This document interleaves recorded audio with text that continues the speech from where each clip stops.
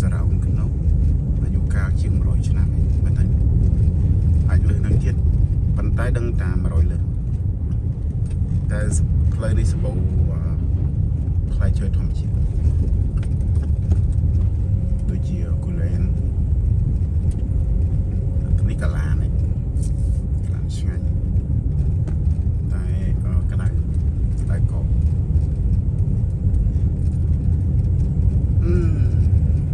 ខាងមកយូរដែរតែផ្លូវនេះរឿងតូចតិចតែសម្បូររបស់ញ៉ាំហើយសម្បូរវត្ត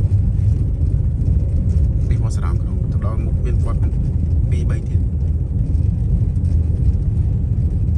ចិត្តសាឡាតាអូនោះវត្តកែវ